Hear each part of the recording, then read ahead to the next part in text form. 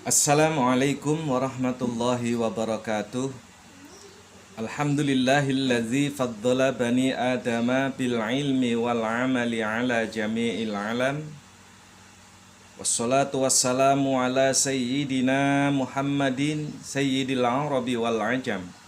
Asyhadu an la ilaha illallah wahdahu la syarikalah al-malikul quddusus salam. Wa asyhadu anna Muhammadan abduhu wa rasuluh al-misbahuz zulam. Allahumma salli wa sallim ala sayyidina Muhammadin wa ala alihi wa ashabihi sadatil kiram, amma ba'du. Hadratul mukarramin wal muhtaramin, kaum muslimin dimanapun Anda berada yang dirahmati oleh Allah subhanahu wa ta'ala. Puji syukur alhamdulillah senantiasa kita panjatkan kehadirat Allah subhanahu wa ta'ala atas berbagai macam nikmat dan karunia-Nya. Terlebih tentunya nikmat iman, nikmat Islam, nikmat sehat wal afiat. Tak lupa iringan salam dan sholawat semoga senantiasa terlimpah kepada baginda Rasul Nabi besar Muhammad sallallahu alaihi wasallam atas segala petunjuk-petunjuknya. Dan di antara dari sekian banyak petunjuk beliau adalah diperintahkannya kita untuk senantiasa menjaga lisan kita. Karena apa? Selama ini kita merasa sudah bangga dengan amal ibadah, baik mahdhah maupun ghairu mahdhah yang sudah kita laksanakan. Akan tetapi tanpa kita sadari seringkali semua pahala yang insya Allah kita dapatkan dari amal ibadah kita, mungkin dari sholat kita, puasa kita, zakat kita, dan amal-amal kebajikan lainnya, itu habis karena kita lupa bahwa kita sering menzalimi orang lain, baik melalui tutur kata kita, ucapan kita, atau bahkan karena perbuatan kita terhadap saudara-saudara kita. Nah, oleh karenanya sepatutnya kita kembalikan lagi bagaimana syariat agama menuntun kita, mengajarkan kepada kita umat Islam khususnya, bahwa di dalam surat Al-Ahzab ayat 70 Allah subhanahu wa ta'ala telah mengatakan dalam firman-Nya, A'udzubillahi minasyaitonirrajim. Ya ayyuhalladzina amanu taqullah. Hai orang-orang yang beriman, takutlah kamu kepada Allah, bertakwalah kamu kepada Allah. Tentu kita semua menyadari takwa secara bahasa adalah al-khauf, yaitu takut. Takut akan murka Allah subhanahu wa ta'ala, takut akan siksa Allah subhanahu wa ta'ala. Kemudian yang kedua, Allah mengajarkan kepada kita waqulu qaulan sadida, dan berbicaralah dengan perkataan yang benar. Benar menurut siapa? Tentu benar menurut pandangan Allah dan Rasul-Nya, benar menurut kita, dan juga dibenarkan oleh orang lain.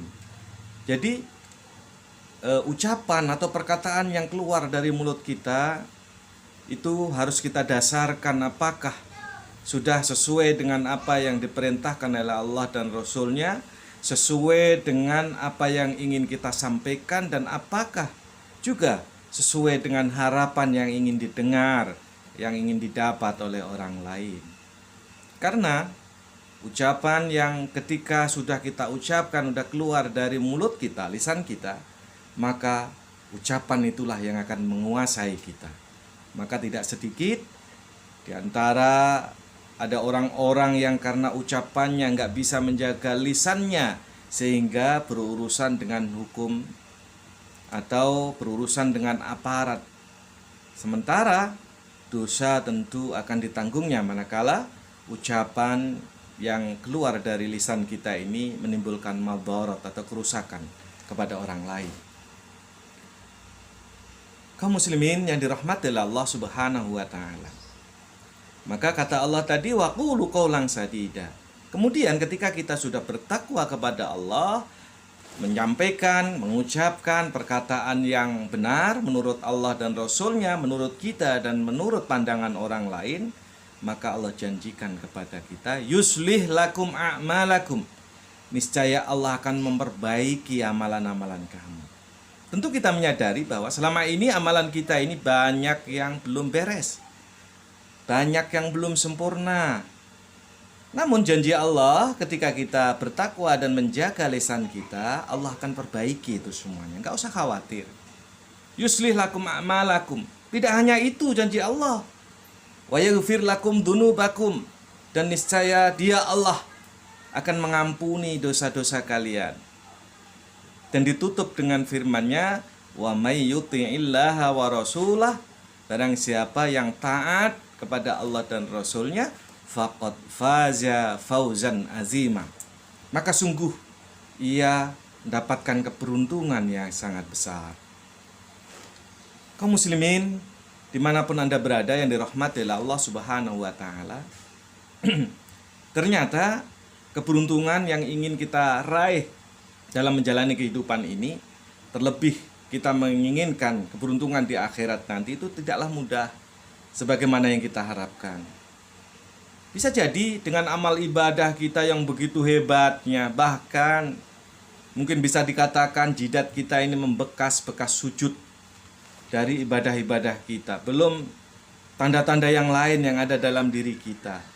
Namun sayangnya seringkali kita tidak bisa menjaga lisan kita, tidak bisa menjaga perbuatan kita, yang padahal itu adalah merupakan bentuk kezaliman kepada saudara-saudara kita.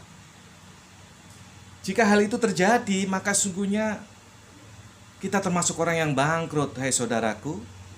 Karena baginda Rasul Shallallahu Alaihi Wasallam menurut riwayat Imam Muslim dari Abu Hurairah radhiyallahu an, di mana baginda Rasul Shallallahu Alaihi Wasallam suatu ketika pernah bertanya kepada para sahabat, atadruna mal muflis? Tahukah kalian siapakah orang yang bangkrut itu? Maka tentunya para sahabat menjawab, faqalu al-muflisu fina ma la dirhama wala mata'. Ya Rasulullah, orang yang bangkrut, orang yang merugi di antara kami adalah mereka orang-orang yang tidak punya uang, tidak punya fulus, dan juga tidak punya harta benda. Itulah gambaran kami orang-orang yang bangkrut ya Rasul. Namun ternyata jawaban sahabat ini tidak sebagaimana yang dikehendaki oleh baginda Rasul Shallallahu Alaihi Wasallam. Lantas baginda Rasul menjelaskan apa maksud pertanyaan beliau.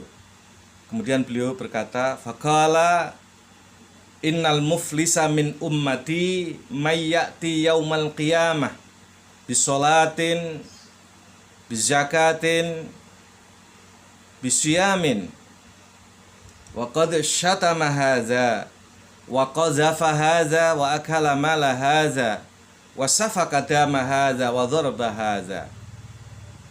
Maka Rasul menjelaskan, sungguhnya orang yang bangkrut dari umatku itu adalah orang yang datang pada hari kiamat dengan membawa pahala sholatnya, membawa pahala zakat puasanya, tapi faqad syatama hadza, dia juga datang membawa dosa karena dia telah mencaci maki orang ini.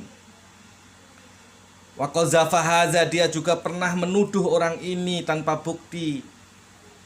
Wa akala mala hadza, dia juga pernah memakan harta benda orang ini. Wa safaka dama hadza, dia juga pernah mengalirkan darahnya orang ini. Wa dharba hadza, dia juga pernah memukul orang ini. Jadi orang yang bangkrut menurut Rasulullah adalah orang yang datang nanti di hari kiamat dengan membawa begitu banyak pahala sholat, pahala zakat, pahala puasana, tetapi sekaligus dia juga membawa begitu banyak dosa selama hidup di dunianya, dalam bentuk pernah mencaci maki orang, pernah menuduh orang yang bisa menimbulkan fitnah karena tanpa bukti, memakan hak orang lain, mengambil harta orang lain, mengalirkan darah orang lain, dan memukul orang lain, baik dengan tangannya maupun dengan ucapannya. Maka kata Rasulullah, fayu'ta min hasanatihi fayu'ta hadza min hasanatihi wa hadza min hasanatihi. Ketika itu terjadi, orang yang bawa pahala banyak, membawa dosa banyak tadi, maka pahala sholat, pahala zakat, puasanya diberikan kepada orang yang pernah dizolimi waktu di dunia, dan kebaikannya akan diberikan lagi kepada orang yang pernah dizolimi yang lain di dunia, waktu di dunia. Nauzubillah summa nauzubillah. Maka kata Rasulullah, hatta iza funiyat min hasanatihi, ketika sudah habis semua pahala dari amal kebajikannya tadi, baik dari sholat, zakat, puasanya, walam yugdha ma'alaih, dan dia belum bisa melunasi dosa dan kesalahannya dengan diganti amal kebajikannya tadi, pahala kebaikannya dari sholat, zakat, dan puasanya, ukhidha min khotayahum, maka diambillah kesalahan-kesalahan orang yang ketika di dunia pernah dizoliminya tadi, fakhutirat ilaih, diberikan kepada dia, summa khutira ilan nas, kemudian orang tersebut dilemparkan oleh malaikat ke api neraka. Nauzubillah summa nauzubillah.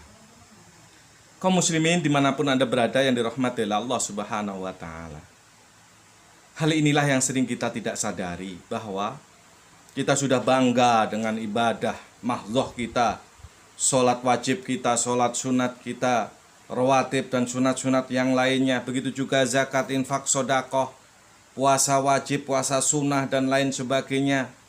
Kemudian kita terlena sehingga kita tidak menyadari bahwa ucapan kita, tindakan kita, perlakuan kita kepada saudara-saudara kita ini akan menghapuskan segala pahala yang dijanjikan oleh Allah Subhanahu wa ta'ala. Dan yang paling utama, kita harus mengetahui bahwa amal ibadah yang sudah pernah kita lakukan ini belum tentu diterima oleh Allah Subhanahu wa ta'ala, karena itu semua didasari dengan niat kita, ketulus ikhlasan kita, penuh tidaknya kita melakukan amal ibadah tersebut. Sementara kita juga harus menyadari bahwa perbuatan salah, dosa, dan kemaksiatan yang lainnya itu dengan otomatis langsung dicatat oleh malaikat-malaikat Allah, tanpa mempertimbangkan apakah perbuatan kita yang buruk ini dengan niat memang sesungguhnya atau iseng atau apapun. Karena perbuatan dosa itu tidak ada main-main. Sementara kalau ibadah, ada juga orang rajin ibadah karena ini, karena itu, dan lain sebagainya. Makanya innamal a'malu binniyat wa innamal likulli imri'in ma nawa, kata baginda Rasul. Faman hijratuhu ilallahi wa rasuli fa hijratuhu ilallahi wa rasuli. Wa man hijratuhu ila dunya aw imra'atun yankihuha fa hijratuhu ila ma hajara ilaih. Jadi niat kita, apakah ibadah kita, amal kebajikan kita untuk karena mengikuti perintah Allah dan Rasulnya, atau karena motivasi-motivasi lain. Kalau memang hijrah kita, ibadah kita karena Allah dan Rasulnya, akan sampai kepada Allah dan Rasulnya dan akan mendapatkan pahala yang telah dijanjikannya. Akan tetapi bila hijrah kita, keimanan kita, ibadah, kebajikan-kebajikan kita yang pernah kita lakukan ini karena dunia, banyak orang berbuat baik karena mencalekkan diri jadi anggota legislatif, jadi ini itu dan lain sebagainya. Wallahu a'lam. Yang tahu niat hanya pelaku dan Allah Subhanahu wa ta'ala tentunya. Atau karena melakukan sesuatu ingin mendekati calon pasangan yang diidam-idamkan. Karena hal itu telah terjadi di masa diperintahkannya hijrah dari Makkah ke Madinah. Ada seorang sahabat yang senang sekali karena ternyata dia sudah punya wanita yang diidam-idamkan yang ada di Madinah. Ketika ada perintah hijrah, maka dengan bahagianya dia akan mengikuti perintah Allah dan Rasulnya untuk berhijrah ke Madinah. Namun demikian mujizat baginda Rasul Shallallahu Alaihi Wasallam, mengetahui bahwa ternyata ada salah seorang sahabat yang niat hijrahnya bukan karena Allah dan Rasulnya, tapi karena akan bertemu dengan wanita yang diidam-idamkannya. Jamaah sekalian yang dirahmati oleh Allah Subhanahu Wa Taala, akankah dengan amal sholat kita, zakat, infak, sodakoh kita, bahkan puasa kita yang wajib maupun yang sunnah, semuanya akan sia-sia karena lisan kita yang tidak terkendali? Maka yang terbaik adalah kita mengingat juga satu peristiwa atau satu pertanyaan yang dilakukan oleh Uqbah bin Amir. Ini diabadikan oleh Imam Tirmizi. Suatu ketika beliau bertanya kepada baginda Rasul sallallahu alaihi wasallam, "Ya Rasulullah, man najah?" Ya Rasul, apakah keselamatan itu? Bukankah di samping kita menghendaki keberuntungan dalam menjalani kehidupan ini juga ingin selamat dunia dan akhirat? Maka ketika Uqbah bin Amir bertanya kepada baginda Rasul terkait dengan keselamatan ini, Rasul tidak menjawab bahwa orang selamat ini orang yang terhindar dari api neraka, orang yang terlepas dari ujian hidup di dunia, tidak. Tetapi Rasul begitu indahnya dengan jawaban beliau, "Jika kamu ingin selamat, amsik alaika lisanak." Tahanlah lisanmu, jagalah lisanmu kalau ingin selamat. Maka salamatul insan min hifdzil lisan. Selamatnya seseorang itu karena dia bisa menjaga lisannya. Yaitu tadi, banyak saudara-saudara kita atau bahkan diri kita sendiri ini ibadahnya luar biasa, tetapi ucapan yang sering menyakiti orang lain juga tak terkendali. Na'udzubillah, summa na'udzubillah. Itu yang pertama, karena bukan apa yang keluar dari mulut kita ini tanpa dampak. Pasti berdampak. Kalau yang kita ucapkan ini nilai dakwah, nilai ajakan, seruan agar saudara-saudara kita meninggalkan keburukan-keburukan, perbuatan mungkar, ya tentunya pahala yang akan kita dapatkan. Demikian juga sebaliknya. Kalau ucapan kita berupa makian, cacian, kata-kata kotor, suka memfitnah, menjelekkan orang lain, menuduh orang lain, berbohong, dan lain sebagainya, na'udzubillah, maka itu juga akan kembali kepada kita. Yang kedua, kata Rasul, "Wa wasi' baituk." Hendaklah rumah tinggalmu, tempat tinggalmu menjadi lapang bagimu.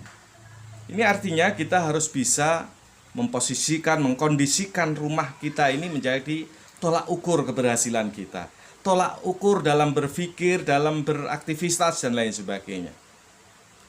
Bisa dipastikan ketika seseorang dari rumah sudah membawa masalah dalam keluarga, dimanapun dia bekerja, beraktivitas, pasti tidak akan mendapatkan rasa aman dan nyaman, karena dari rumah sudah membawa masalah. Kan tetapi, sekalipun kerja di tempat yang kurang layak menurut pandangan sebagian orang, tetapi dari rumah fresh, tidak ada masalah, pasti dia akan jalani dengan tulus ikhlas, tanpa ada beban, tanpa ada paksaan dalam menjalani kehidupannya. Dan begitu juga untuk memiliki rumah yang luas, tidak hanya digambarkan Rasulullah, salah satu tanda kebahagiaan seorang adalah maskanun wasi, tempat tinggal yang luas, tidak hanya sekedar zohiriyahnya, lahiriahnya memang rumahnya gedong dan lain sebagainya, tidak. Tetapi harus kita posisikan rumah ini sekali waktu jadi negeri kecil yang indah. Antara suami, istri, dan anak-anak bisa memposisikan dirinya masing-masing, serta tugas dan kewajibannya masing-masing. Sekali waktu kita jadikan rumah tempat tinggal kita ini sebagai tempat ibadah yang paling indah. Karena seindah apapun, sehebat apapun kita di luaran, menjadi seorang imam jamaahnya ribuan, bahkan jutaan, tentu rasa kebanggaan, kesenangan, kebahagiaan itu berbeda kita menjadi imam dalam salah satu rumah tangga kita, di dalam rumah tangga kita, keluarga kita yang kita imami, yang menjadi makmumnya. Begitu juga tidak ada suatu tempat yang paling hebat kecuali tempat bermain di rumah. Kita bisa mengendalikan putra-putri kita untuk bermain, kita bisa mengontrol apa yang di-sharing di internet itu, apakah yang bermanfaat atau sebaliknya. Sementara di luaran sana kita tidak tahu. Dan kita jangan bangga putra-putri kita sekolahkan di sekolah favorit, baik sekolah pendidikan formal maupun non formal yang sudah terkenal seantero jagat, tetapi di rumah kita abaikan saja. Bahkan kita didik dengan didikan moralitas yang rendah. Kita contohkan ketika kita marah dan lain sebagainya, ketika kita ini di hadapan anak-anak, itu akan sangat mendominasi biologi anak-anak di kemudian hari. Makanya rumah kita harus jadikan pusat segala-galanya, pusat pendidikan, pusat bermain, pusat ibadah. Dan kita anggap sebagai negeri kecil yang indah dan aman. Dan yang terakhir kata baginda Rasul ketika ingin selamat adalah wabki an khati'atik, dan menangislah karena mengingat kesalahan-kesalahanmu. Jadi orang yang kalau ingin selamat itu menjaga lisan, menjadikan rumah tangga sebagai tolak ukur keberhasilan dalam ibadah, dalam beraktivitas, dan lain sebagainya, kemudian perbanyak menangis karena mengingat salah dan dosa. Bukan menangis karena hal-hal lain, karena dipecat dari kerjaan, karena tidak mendapatkan pekerjaan, karena sulitnya rezeki, karena sakit hati, putus cinta, perceraian, dan lain sebagainya. Bukan itu. Kalau ingin selamat, perbanyaklah dengan mengingat kesalahan-kesalahan. Kaum muslimin yang dirahmati oleh Allah Subhanahu wa taala dimanapun Anda berada, demikian sekelumit nasihat dari Al-Fakir Asimun Mas'ud. Mudah-mudahan ini bermanfaat buat Al-Fakir, diri dan keluarga, serta kaum muslimin, muslimat semuanya dimanapun Anda berada. Semoga Allah senantiasa membuka hati kita untuk menerima petunjuk yang baik dari manapun datangnya, sekaligus dari anak kecil, dari cucu anak-anak kita. Dan Allah menutup hati kita dari hal-hal yang merugikan untuk kehidupan kita, terlebih untuk kehidupan akhirat kita. Demikian, lebih kurangnya mohon maaf. Saya akhiri, hadanallahu wa iyyakum ajma'in, wallahul muwafiq ila aqwamit thoriq, wal afu minkum, wassalamualaikum warahmatullahi wabarakatuh.